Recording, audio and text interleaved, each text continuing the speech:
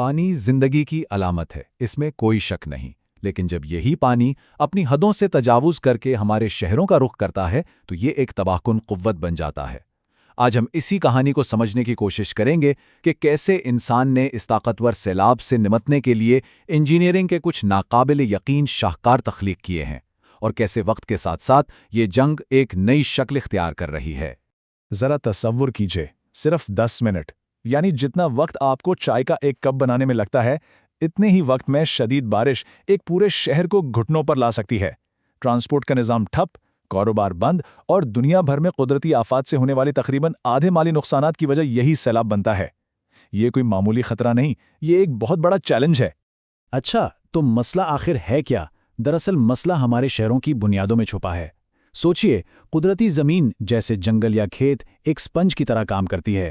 بارش ہوتی ہے تو وہ پانی کو اپنے اندر جذب کر لیتی ہے، لیکن ہمارے شہر وہ ایک شیشے کی میز کی طرح ہیں، کنکریٹ اور اسفالٹ سے بنے ہوئے، جو پانی جذب کرنے کے بجائے اسے تیزی سے بہا دیتے ہیں۔ اب جب پانی کو جذب ہونے کی جگہ ہی نہیں ملے گی تو وہ کہاں جائے گا؟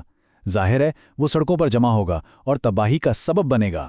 تو اس چیلنج کا سامنا کرنے کے لیے انسان کا پہلا رد عمل کیا تھا؟ سیدھا پانی سے لڑنا۔ انجینئرز نے فیصلہ کیا کہ وہ پانی کی طاقت کا مقابلہ اپنی طاقت سے کریں گے، اور یوں جنم ہوا دیو ہیکل تعمیرات کا، یعنی میگا سٹرکچرز کا۔ پانی کے خلاف اس جنگ میں 3 بڑے ہتھیار استعمال کیے گئے۔ پہلا، شہروں کے نیچے بہت بڑی سرنگیں بنا کر پانی کو راستہ دینا۔ دوسرا، سمندر کو شہروں سے دور رکھنے کے لیے دیوے ہیکل دیواریں کھڑی کرنا۔ اور تیسرا، ساحلوں اور جھیلوں کی حفاظت کے لیے ایسے حرکت کرنے والے گیٹس بنانا جو خطرے کے وقت بند ہو جائیں۔ آئیے دیکھتے ہیں کہ یہ عظیم الشان منصوبے اصل میں کام کیسے کرتے ہیں۔ چلیں ٹوکیو چلتے ہیں۔ یہاں سیلابی پانی کو نکالنے کے لیے زمین سے 50 میٹر نیچے انجینئرنگ کا ایک ایسا شاہکار بنایا گیا ہے جو کسی کیتھیڈرل یا عظیم عبادت گاہ سے کم نہیں لگتا۔ اسے جی کینز پروجیکٹ کہتے ہیں، اور یہ واقعی انسان کی قابلیت کا ایک منہ بولتا ثبوت ہے۔ اس کی اصل طاقت اس کی رفتار میں ہے۔ یہ سسٹم ہر سیکنڈ میں 200 کیوبک میٹر پانی شہر سے باہر پھینک سکتا ہے۔ اب آپ سوچ رہے ہوں گے کہ یہ کتنا پانی ہوتا ہے؟ تو یوں سمجھ لیجئے کہ یہ ایک اولمپک سائز کے سوئمنگ پول کو صرف چند سیکنڈز میں خالی کر سکتا ہے۔ جی ہاں، یہ ناقابل یقین حد تک طاقتور ہے۔ ایک بہت مشہور کہاوت ہے کہ خدا نے زمین بنائی لیکن ڈچ لوگوں نے اپنا ملک خود بنایا۔ یہ جملہ نیدرلینڈز کے لوگوں کی صدیوں پرانی جد و جہد کو ظاہر کرتا ہے جو انہوں نے سمندر کے خلاف لڑی ہے، اور اسی جد و جہد نے انہیں پانی کو کنٹرول کرنے میں دنیا کا ماہر بنا دیا، جس کا سب سے بڑا ثبوت ہے ان کا delta works project. Delta works میں کل 13 بڑے ڈیم ہیں، لیکن ان میں سب سے بڑا اوسٹر شیلڈ کیرنگ ہے۔ اس کی لمبائی 9 کلومیٹر ہے۔ 9 کلومیٹر! اس کے حجم اور انجینئرنگ کی وجہ سے اسے بجا طور پر دنیا کا 8واں عجوبہ بھی کہا جاتا ہے۔ یہ اس بات کی علامت ہے کہ ڈچ لوگ اپنے ملک کی حفاظت کے لیے کس حد تک جا سکتے ہیں۔ اب نیدرلینڈ سے چلتے ہیں وینس، پانی پر تیرتا ہوا ایک خوابوں کا شہر جو ہمیشہ پانی سے لڑتا رہا ہے۔ اس شہر کو بچانے کے لیے انجینئرز نے ایک ایسا انقلابی حل نکالا جو کسی سائنس فکشن فلم کا سین لگتا ہے۔ ایک ایسی دیوار جو سمندر کی تہہ سے خود بخود ابھرتی ہے۔ اس پروجیکٹ کا نام ہے موز، اور یہ 78 حرکت پذیر گیٹس پر مشتمل ایک ناقابل یقین دفاعی نظام ہے۔ تو یہ جادوئی دیوار کام کیسے کرتی ہے؟ بہت دلچسپ ہے۔ عام حالات میں یہ بھاری بھرکم گیٹس پانی سے بھرے ہوئے سمندر کی تہہ میں خاموشی سے پڑے رہتے ہیں، لیکن جیسے ہی اونچی لہروں کا خطرہ ہوتا ہے، کمپریسڈ ہوا ان میں سے پانی کو باہر دھکیل دیتی ہے۔ پانی نکلتے ہی یہ گیٹس ہلکے ہو کر اوپر کی طرف اٹھنا شروع ہو جاتے ہیں اور ایک مضبوط رکاوٹ بن جاتے ہیں، اور جب خطرہ ٹل جاتا ہے تو ان میں دوبارہ پانی بھر دیا جاتا ہے اور وہ واپس سمندر کی تہہ میں اپنی جگہ پر چلے جاتے ہیں۔ کتنا شاندار آئیڈیا ہے!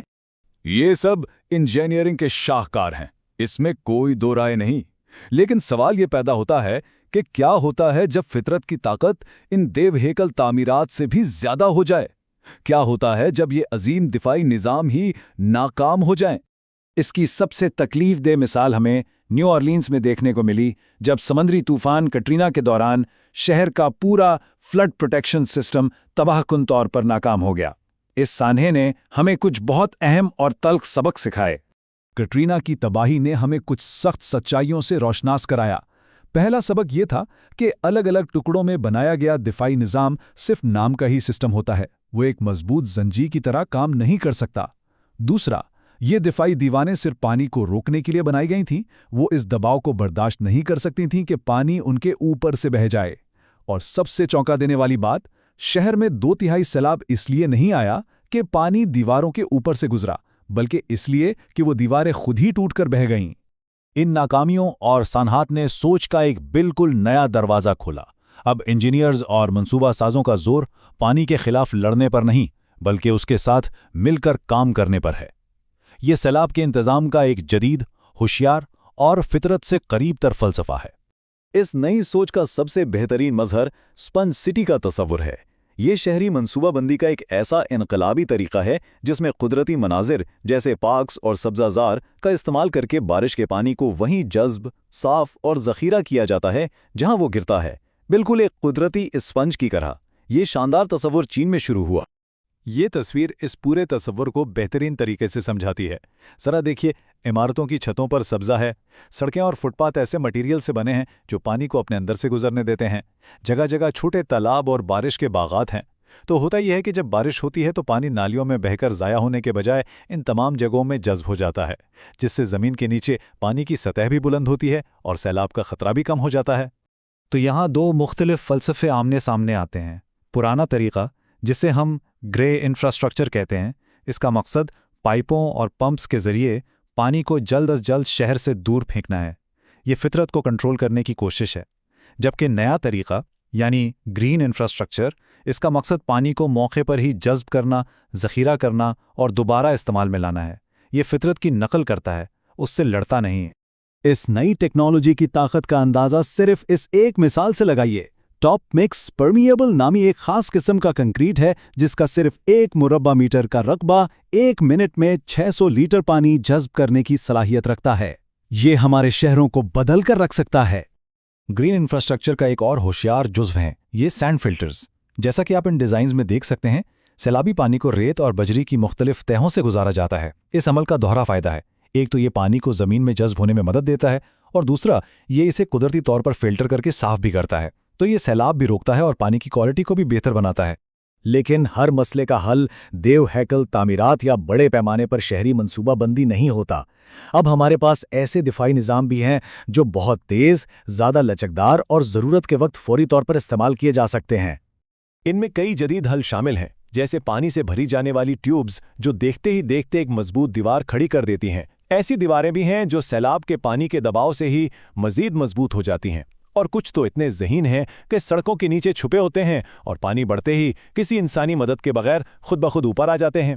یہاں تک کہ ایسے پورٹیبل ڈیم بھی ہیں جو صرف 5 منٹ میں کسی بھی گھر یا دکان کے دروازے کو سیلاب سے محفوظ بنا سکتے ہیں۔ تو مستقبل کیا ہے؟